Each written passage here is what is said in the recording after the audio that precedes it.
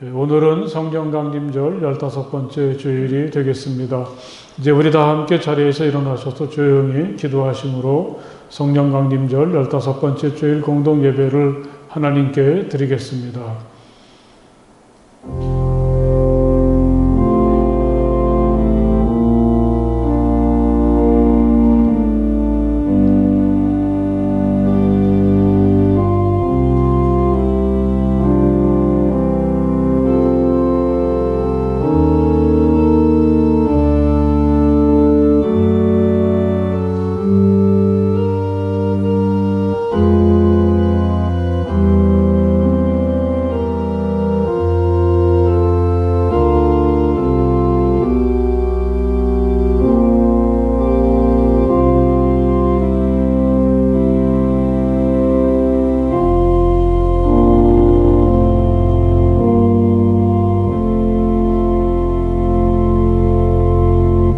주님, 나의 마음을 다 바쳐서 감사를 드립니다. 주님의 놀라운 행적을 쉼없이 전파하겠습니다. 가장 높으신 주님, 내가 주님 때문에 기뻐하고 즐거워하며 주님의 이름을 노래합니다. 아멘.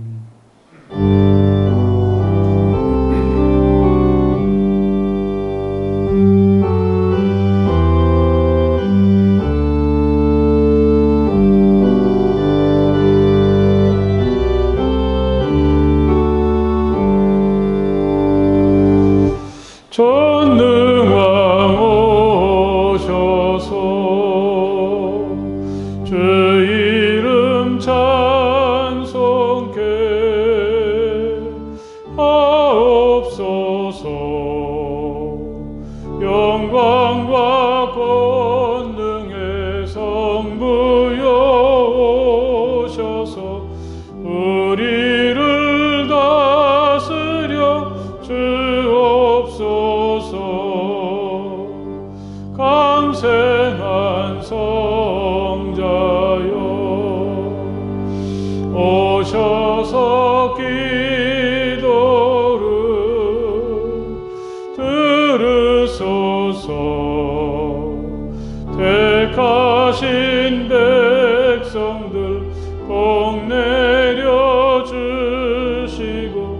거룩한 마음을 주옵소서. 위로의 주 성령 오셔서 큰 증거 주옵소서.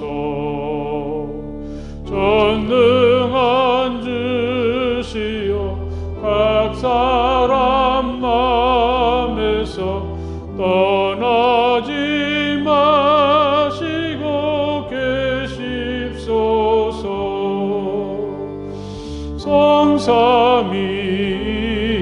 성삼위일체께 한없는 찬송을 드립니다. 존귀한 주님을 영광 중대하고 영원히 모시게 하옵소서.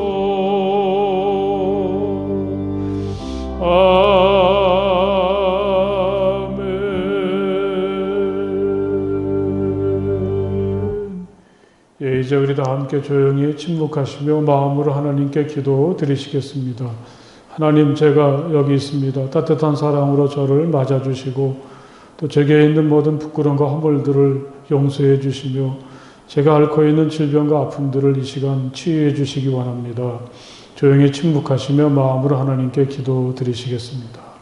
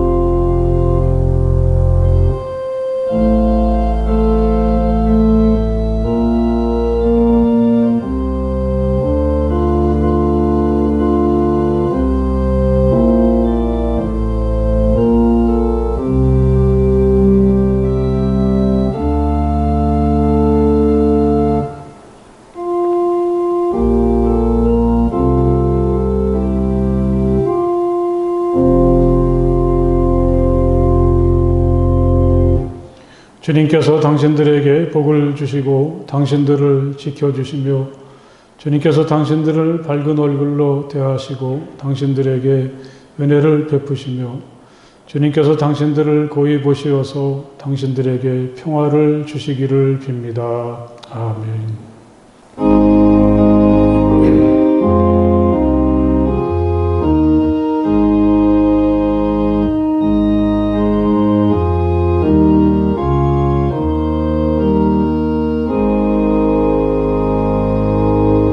만복의 근원 하나님 온 백성 찬송 드리고 저 천사여 찬송하세 찬송 성부 성자 성령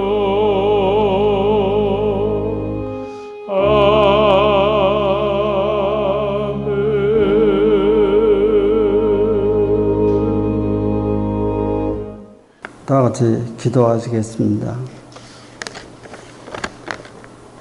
사랑과 은혜가 풍성하신 하나님 아버지, 거룩한 복된 주일에 주님 앞에 나와 신령과 진정으로 주님을 찬양하며 예배 드리오니 이 모든 영광 주님 홀로 받아 주시옵소서.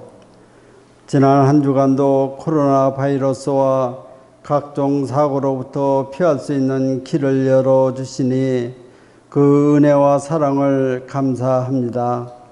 계절은 어김없이 가을의 문턱에 다다른 9월 두 번째 주일을 맞이하게 하심을 감사합니다. 그러나 연초부터 우리들을 힘들게 한 코로나 바이러스는 수도권을 중심으로 재확산되고 있으며 거기에다 수해와 태풍으로 큰 피해를 입고 있는 이 땅에 너무나 많은 사람들에게 큰 고통을 안겨주고 있습니다. 그래서 우리들의 심리적 느끼는 계절은 그대로 멈추어 버린 것 같습니다. 사랑이 많으신 하나님 아버지, 많은 사람들이 희망을 잃어가고 있는 이때에 주님 함께 하시리라 믿습니다. 주님께서 이 예배의 자리에 함께 하여 주시어서 지치고 상한 심령을 위로하여 주시길 원합니다. 그래서 이 예배를 통해서 치유와 평화를 얻게 하여 주시옵기만을 간절히 바라옵나이다. 우리의 피난처가 되시는 하나님 아버지, 이 시간 여러 가지 정부 시책으로 교회에서 예배 드리지 못하고 가정에서 영상 예배 드리는 성함의 모든 교우들에게 주님께서 동일한 은혜를 충만히 덧입혀 주시고 믿음에 믿음을 더하여 주셔서 주님을 온전히 섬기는 기쁨이 넘치게 도와주시옵소서. 하루빨리 코로나가 진정되어서 성함의 모든 성도들이 주님 앞에 나와 마음껏 예전과 같이 주님 앞에 예배드리고 찬양하며 교제하고 전도할 수 있는 그날이 하루속히 올 수 있도록 도와주시옵기만을 간절히 원하옵나이다. 우리의 인도자가 되시는 하나님, 오늘도 주님의 몸된 교회를 위해서 애쓰시는 담임 목사님을 영육간에 강건하게 하옵시고 이 시간 주님 말씀을 대언하실 때에 하나님의 능력과 지혜를 주시옵소서. 목사님께서 전하시는 말씀이 우리에게는 은혜와 축복의 시간이 되게 하여 주시옵소서. 하나님 아버지, 이 시간 예배를 위해 헌신하는 이들의 섬김을 기뻐 받아주시고 예배 가운데 주님 홀로 영광 받아 주시옵소서. 이 모든 말씀 진리요 생명이신 예수 그리스도의 이름으로 감사하며 기도드리옵나이다. 아멘. 오늘 하나님의 말씀은 로마서 14장 1절에서부터 1절에서부터 8절까지의 말씀이 되겠습니다. 로마서 14장 1절에서부터 8절까지의 말씀입니다. 다 찾으시기 바랍니다. 로마서 14장 1절에서부터 8절의 말씀을 이제 제가 봉독하겠습니다. 여러분은 믿음이 약한 이를 받아들이고 그의 생각을 시비거리로 삼지 마십시오. 어떤 사람은 모든 것을 다 먹을 수 있다고 생각하지만 믿음이 약한 사람은 채소만 먹습니다. 먹는 사람은 먹지 않는 사람을 업신여기지 말고 먹지 않는 사람은 먹는 사람을 비판하지 마십시오. 하나님께서는 그 사람도 받아들이셨습니다. 우리가 누구이기에 남의 종을 비판합니까? 그가 서 있든지 넘어지든지 그것은 그 주인이 상관할 일입니다. 주님께서 그를 서 있게 할 수 있으시니 그는 서 있게 될 것입니다. 또 어떤 사람은 이 날이 전날보다 더 중요하다고 생각하고 또 어떤 사람은 모든 날이 다 같다고 생각합니다. 각각 자기 마음의 확신을 가져야 합니다. 어떤 날을 더 존중히 여기는 사람도 주님을 위하여 그렇게 하는 것이요. 먹는 사람도 주님을 위하여 먹으며 먹을 때에 하나님께 감사를 드립니다. 그리고 먹지 않는 사람도 주님을 위하여 먹지 않으며 또한 하나님께 감사를 드립니다.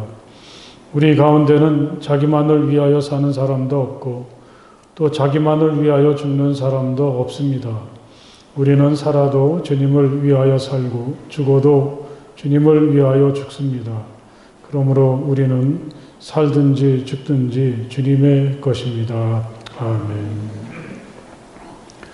주님께서 당신들에게 복을 주시고 당신들을 지켜주시며 주님께서 당신들을 밝은 얼굴로 대하시고 당신들에게 은혜를 베푸시며 주님께서 당신들에게 평화를 주시기를 빕니다. 할렐루야. 이 광야의 길을 가던 이스라엘에게 하나님께서 약속하신 축복의 말씀입니다. 비록 고통스럽고 힘든 시간이 계속되고 있지만 하나님은 여전히 우리를 지켜주시고 복과 은혜를 내려주십니다. 평화를 누리게 하십니다. 어둠이 짙은 현실이지만 하나님은 항상 밝은 얼굴로 우리를 지켜보시며 사랑이 듬뿍 담긴 눈빛으로 우리를 응원하십니다. 이 세상의 모든 어둠과 고통을 이기게 하시는 주님의 평화가 오늘 이곳에서 그리고 각자 있는 곳에서 하나님을 예배하는 우리 모두에게 충만하시기를 간절히 바랍니다. 우리 옆에 계신 분들하고 하나님의 평화가 함께 하십시오. 이렇게 축복의 인사를 해보십시오. 하나님의 평화가 함께 하시기 바랍니다. 얼마 전에 그 김영석 교수님이 TV 프로에 나오신 걸 보았습니다. 100세신 줄 알았더니 몇 달이 지나면 102살이라고 하니까 참 놀라울 뿐이죠. 한 세기를 넘겨서 살고 계신 그분은 자신을 돌아보면서 60세 이후가 인생에서 가장 좋았던 시간이라고 거듭해서 말씀하시는 걸 들었습니다. 그래서 저도 여전히 기대감으로 살고 있습니다. 아직 다 끝난 게 아니로구나. 더 좋은 게 기다리고 있구나. 요즘도 그분은 수영을 즐기신다고 하죠. 그만큼 자기 관리에 철저해서 교수도 되고 또 100년을 넘어서 살고 계시구나 생각하게 됩니다. 그런데 그분의 강연을 듣거나 또 그분이 자신의 삶을 회고하는 글을 읽어보면 다른 분들에 비해서 독특한 부분이 있습니다. 그건 다름 아닌 자기 친구들에 대한 이야기입니다. 공교롭게도 같은 해에 태어나서 철학을 하고 또 교수가 되어서 활동하던 두 사람을 그분은 자주 이야기하죠. 숭실대에 교수로 계셨던 안병욱 교수와 서울대의 김태길 교수를 자주 언급하십니다.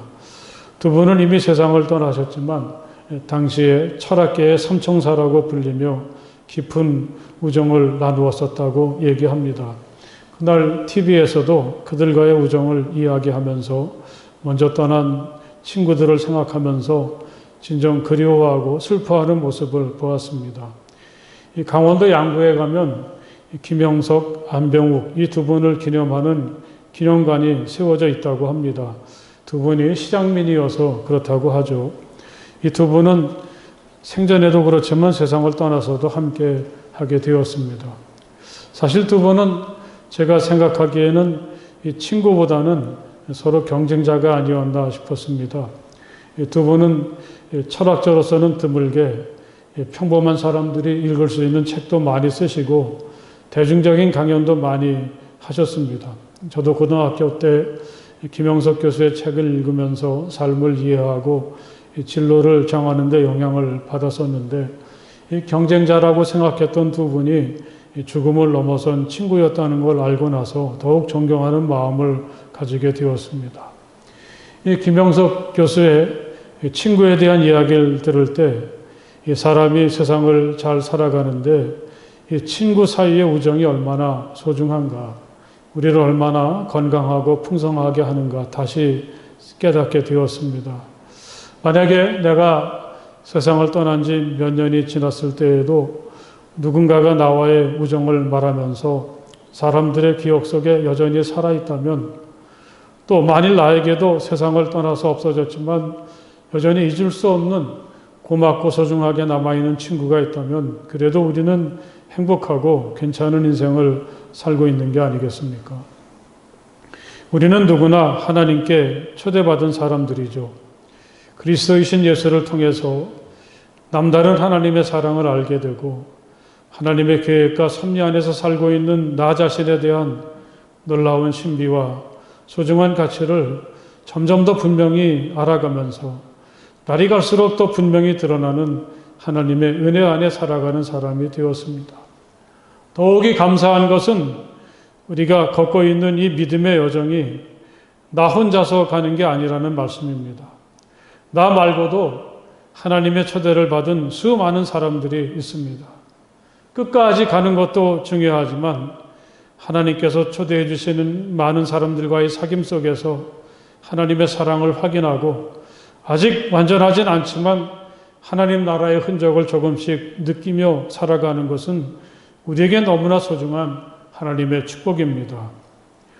예수님께서 자신을 추정했던 많은 사람들 중에서 12를 따로 세우셨을 때 우리는 그들을 제자라 또는 사도라고 부르죠. 그런 목적이 있었습니다. 그건 일종의 대한공동체의 성격을 가졌다고 하겠습니다. 하나님께서 옛날에 이스라엘 12지파를 통해서 세우려고 하셨던 하나님 나라의 공동체가 사람들의 불신앙으로 시작도 제대로 해보지 못하고 지지부진하다가 이스라엘이 완전히 무너졌을 때 나사렛 예수는 자신을 중심으로 해서 이 이스라엘의 12지파를 의미하는 12사람과 함께 진정한 하나님 나라 공동체를 실험하고 이루어 가려고 애를 쓰셨다는 말씀입니다. 생각해보면 그것은 하나의 놀라운 일이었습니다. 아무런 희망도 없고 삶에 대한 열기가 다 식어져 버렸을 때 종파도 다르고 다른 곳에서 만났다면 도저히 하나 되지 못할 사람들이 예수를 중심으로 하나의 공동체를 이루게 됩니다. 여기엔 갈릴리 바다에서 고기를 잡던 어부들도 있었고 칼을 가슴에 품고 다니면서 로마에 무력으로 저항하려고 했던 열심당원들도 있으며 아예 로마의 간이나 쓸개까지 다 빼어주었던 세리도 있었습니다.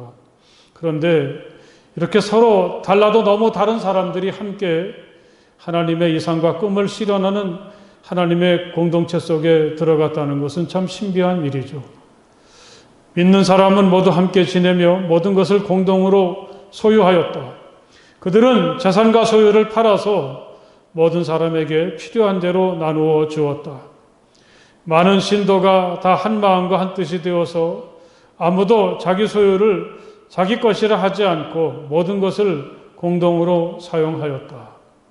예수가 승천하신 후에도 이 사람들의 모임은 무너지지 않았습니다. 누가 시킨 것도 아닌데 그들은 자기 것을 주장하지 않고 다 내놓았습니다.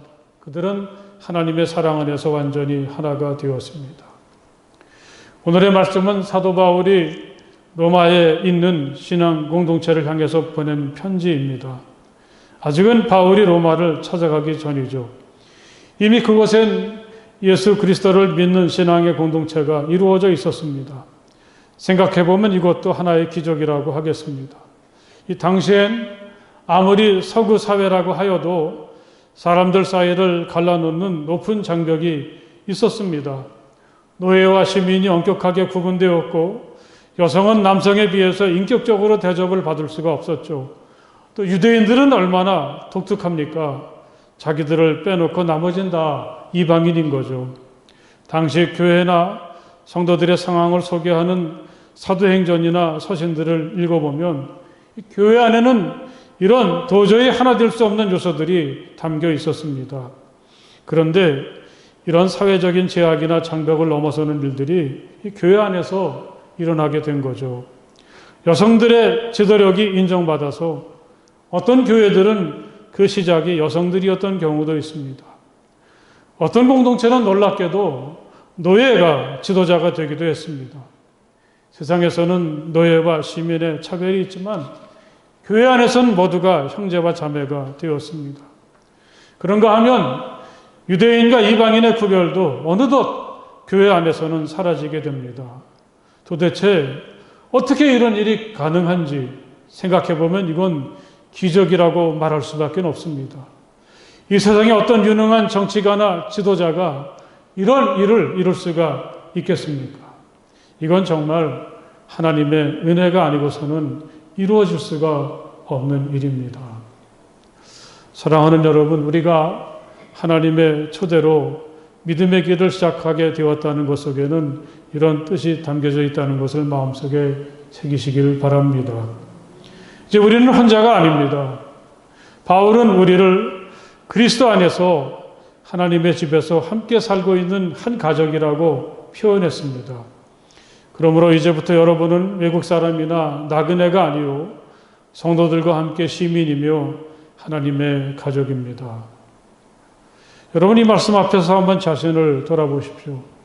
과연 우리는 바울이 표현한 것처럼 교회 공동체를 가족이라고 생각하고 있고 또 서로를 향해서 가족과 같은 친밀함이나 평안함을 누리고 있습니까?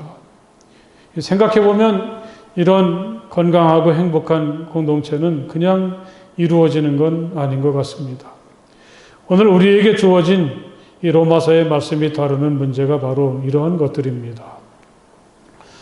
우리는 오늘 말씀을 읽을 때 비록 이 사람들이 하나의 공동체를 이루고 있기는 하지만 사람들 사이에 어떤 구분이 존재하고 또 다른 점이 있다는 것을 느낄 수가 있습니다. 바울의 표현대로 하자면 믿음이 약한 사람이 있고 강한 사람이 있죠. 먹는 걸 가지고 사람들이 구분되기도 합니다.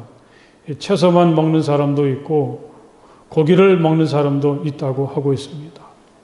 어떤 날이나 절기를 두고도 사람들은 구별이 되죠. 어떤 사람들은 특정한 날들을 중요하게 여기고 지키는가 하면 그렇지 않은 사람들도 있었습니다. 이런 서로 다른 모습들이 교회 안에서 성도들이 분열되게 하고 또 서로를 비방하고 업신여기게 되는 현상이 벌어지고 있습니다. 이게 또 교회이기도 한 거죠. 어떤 때에는 교회를 생각해 보면 기적이라고 할 만큼 놀라운 그런 공동체를 이루고 있는데 어떤 때는 또 다른 눈으로 보면 이 교회는 아주 아슬아슬하고 불안할 때도 있습니다. 이들이 가진 문제가 어떤 거였는지 한번 생각해 보아야 되겠습니다. 오늘 말씀 속에서 바울이 언급하는 문제는 결국은 유대인과 그렇지 않은 사람의 문제인 것 같습니다. 이 고기를 먹지 않고 채소를 먹는 사람들도 아마 유대인이었을 것입니다. 이 피 속에 생명이 있으니까 피를 먹어서는 안 된다는 구약시대의 계명을 그들은 아직도 지키고 있죠. 피를 빼는 방법으로 특별히 도살한 고기만 그들은 지금도 고집하고 있습니다. 그러니 사람들이 어떻게 아무 고기나 먹을 수가 있겠습니까? 어떤 날을 소중히 여기고 지키려고 하는 사람들도 유대인이 아닐까 짐작하게 됩니다. 그들에겐 이미 율법을 통해서 하나님이 지키라고 하셨던 날들이 있었으니까요.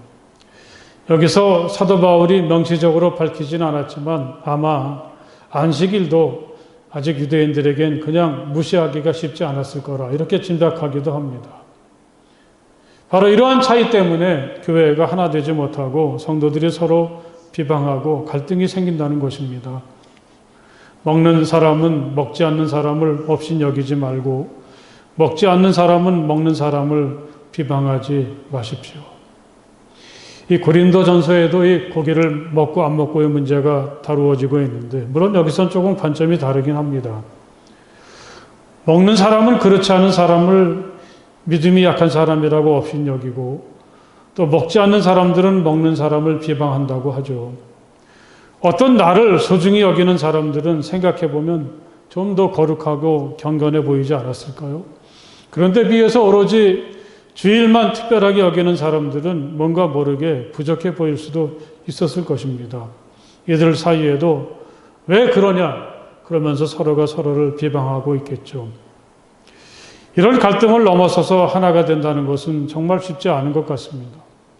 여기엔 말씀드렸던 것처럼 유대인과 이방인 사이에 오래 내려오는 삶의 습관이나 서로 다른 신앙적인 전통이 또 바탕에 있습니다.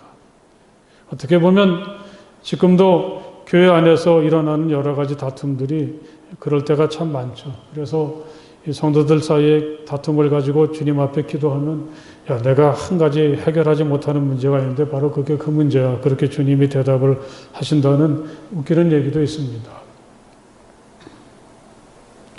이렇게 로마의 성도들이 때로는 먹는 것 가지고 때로는 나를 지키는 일을 가지고 서로 다툴 때 서로 무시하고 비방할 때 어쩌면 우리들도 이유는 다르다고 할지라도 이런 문제에서 자유롭지 않다는 것을 공감하기도 하죠.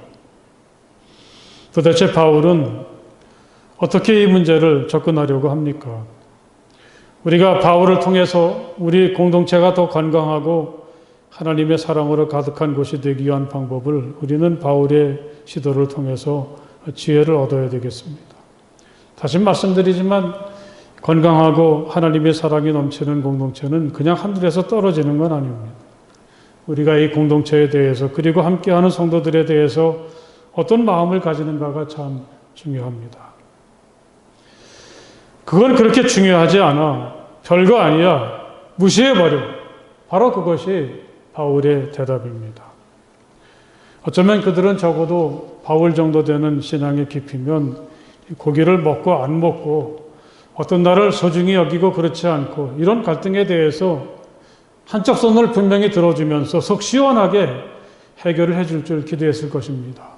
그만큼 그들에겐 이 문제가 소중하다고 여겨지는 거죠.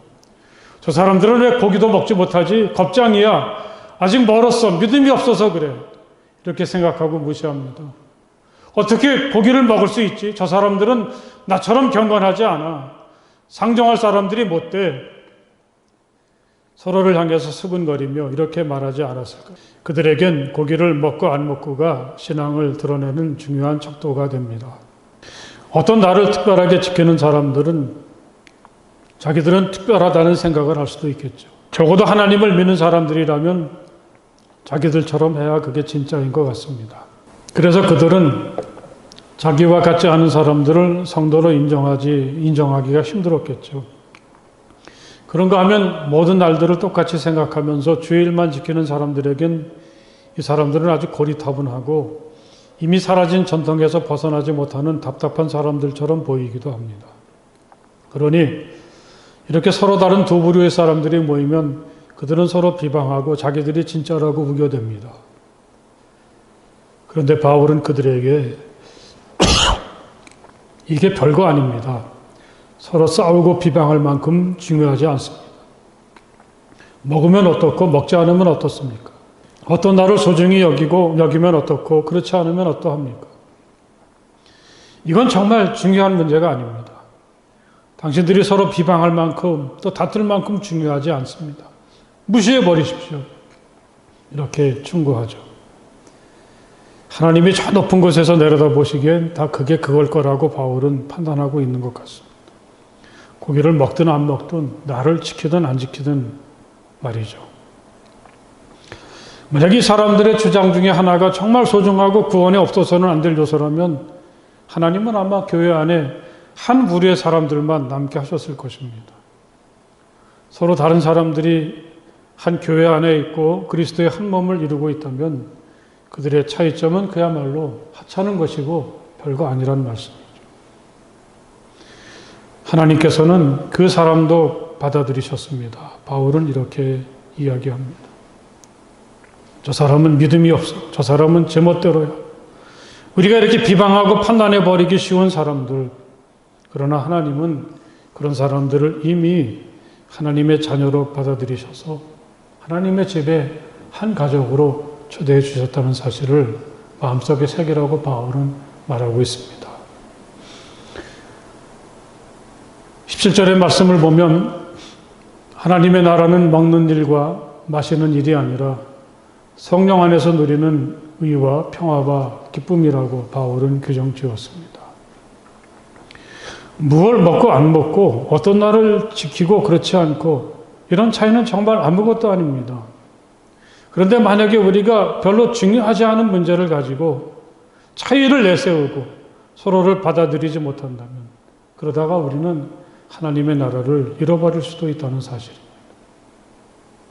이런 차이에도 불구하고 서로를 하나님께 초대받은 사람으로 진실한 마음으로 대하고 존중할 때 우리 가운데 이 거룩한 하늘나라는 임하게 되고 세상에서 누릴 수 없는 건강함과 진정한 평화와 기쁨을 우리는 나와 너 사이에서 누릴 수가 있다는 사실을 사랑하는 여러분 마음속에 새기시기를 간절히 바랍니다.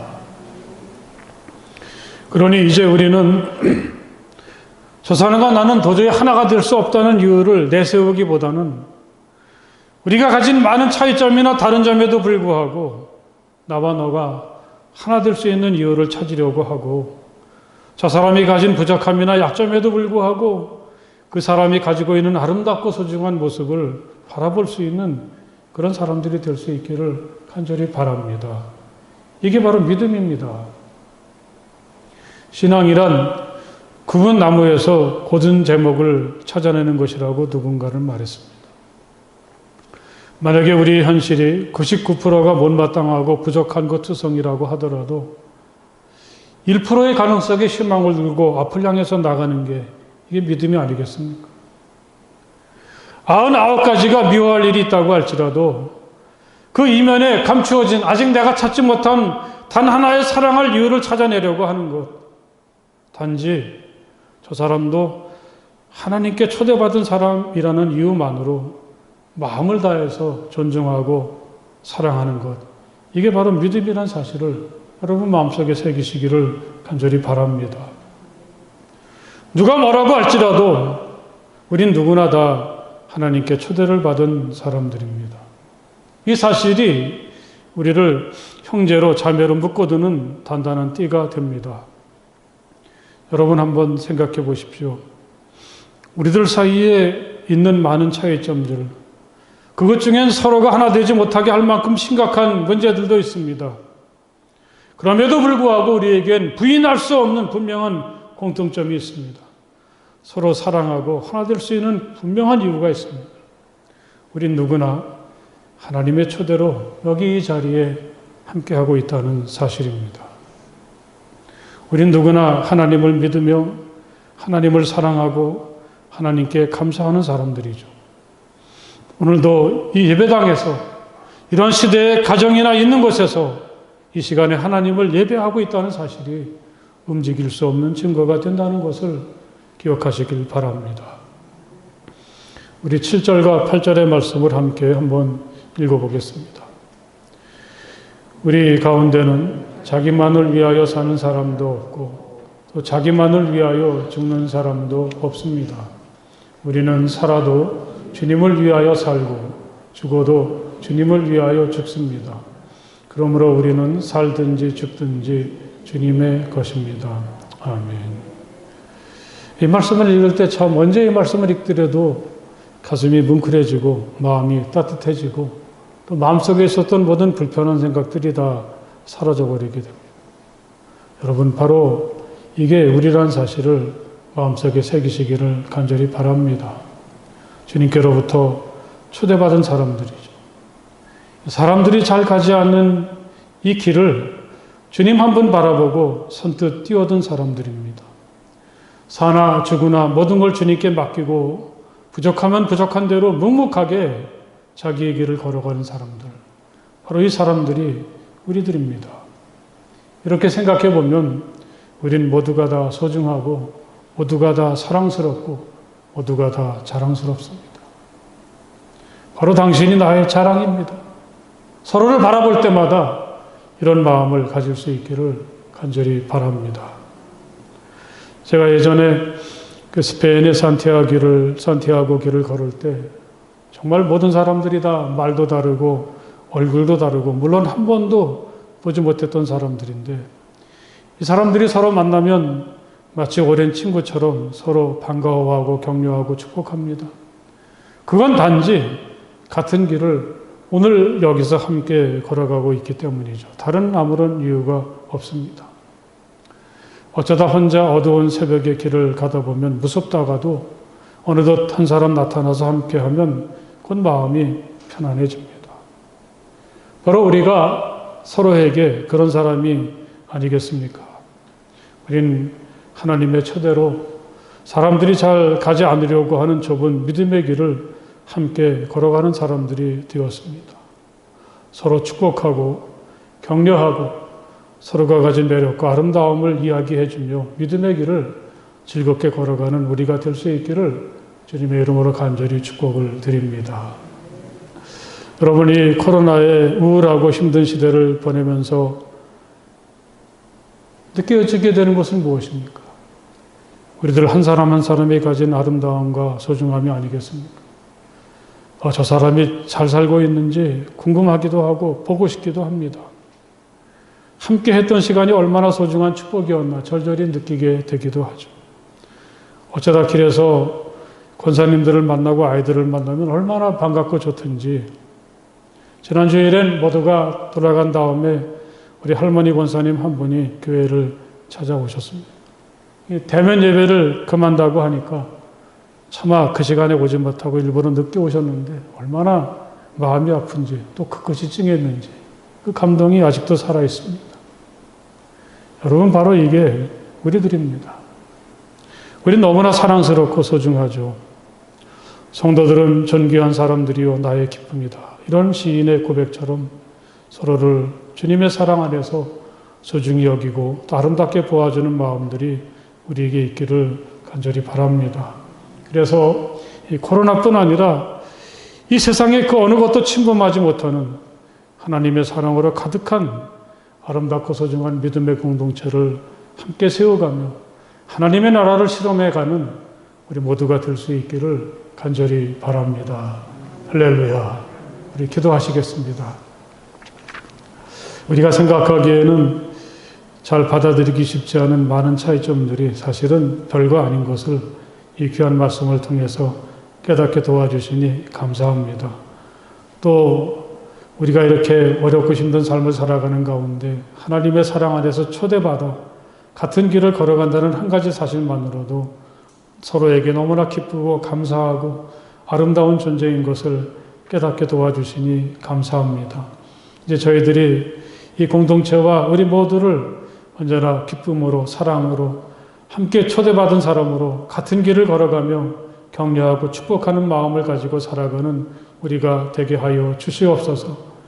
내가 있음으로 인해서 더 기쁘고 즐거운 우리의 여정이 되게 하시고 내가 있어서 내가 하늘나라를 느끼고 경험하는 놀라운 축복 속에 살아가는 우리 모두가 되게 하여 주시옵소서.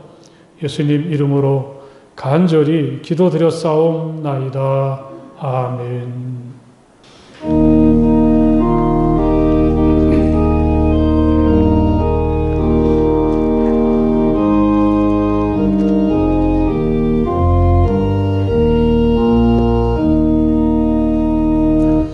내 마음과 정성을 다하여서 주 너의 하나님을 사랑하라. 내 몸을 아끼고 사랑하듯 형제와 이웃을 사랑하라. 그래서 우리에게 명하시니 그 명령 따라서 살아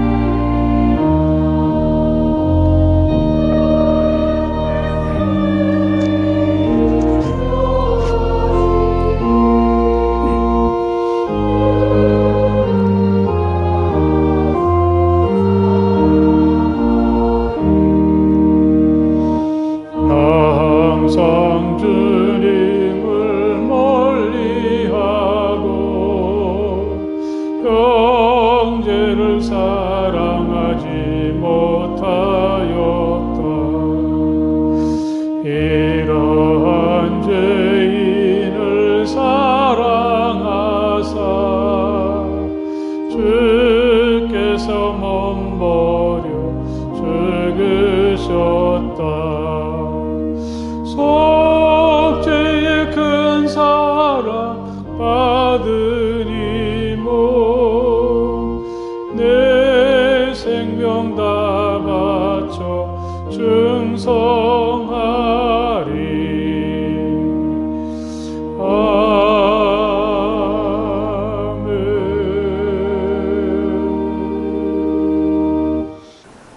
할렐루야. 오늘 이렇게 주님의 날에 이곳에서 같이 예배드리는 우리 성함의 가족들, 또 멀리 있는 곳에서, 또 가정에서 가족과 함께 예배드리는 모든 분들에게 하늘의 은혜와 평화가 넘치시기를 간절히 바랍니다. 우리 서로 사랑하고 축복합니다. 인사를 한번 반갑게 따뜻하게 해보십시오. 사랑하고 축복합니다.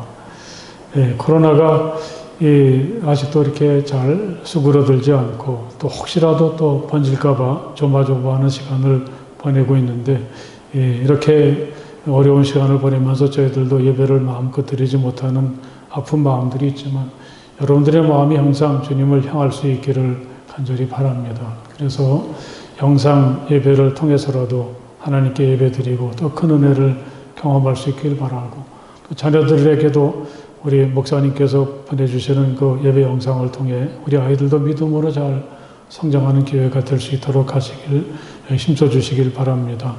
또 새벽이나 수요일 저녁도 우리가 모이지 못하는데 여러분 하루 한순간이라도 꼭 하나님 앞에 기도하시고, 특별히 코로나가 속히 종식될 수 있도록 기도해 주시기 바라고, 우리 청년들은 이번 주부터 오전 11시에 온라인의 모임을 가진다고 하니까 우리 청년들 함께 하셔서 서로 위로하고 힘없는 그런 기회를 가지시길 바랍니다.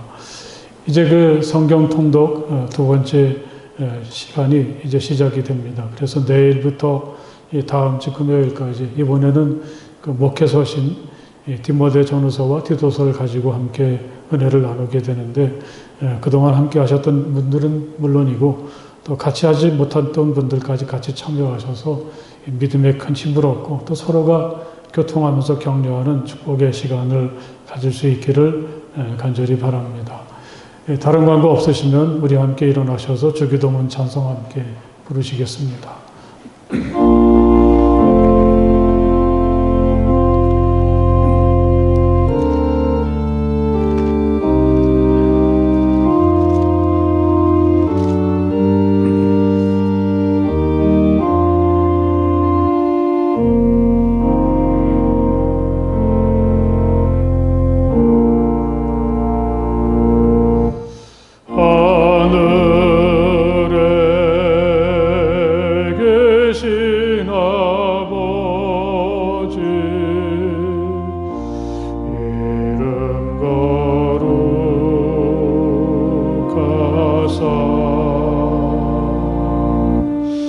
주님 나라 임하시고 뜻이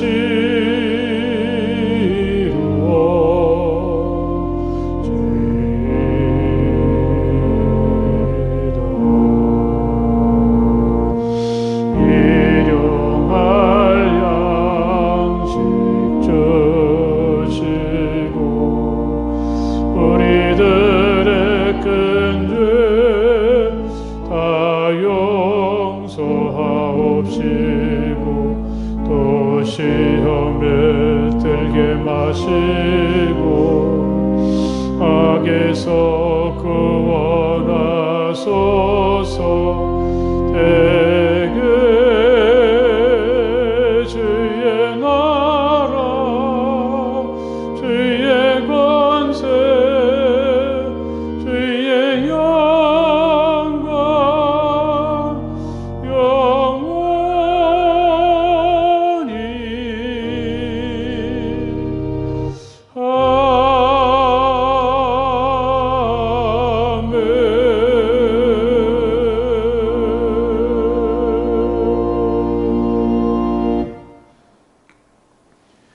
이제는 우리 주 예수 그리스도의 그 크신 은혜와 우리 아버지 하나님의 그 넓고 무한하신 사랑하심과 성령 안에서의 거룩한 사귐이 마음을 다해서 기쁨으로 우리 주님을 찬양하고 예배하는 모든 주님의 자녀들 가운데 영원토록 함께하여 주시기를 간절히 축원하옵나이다.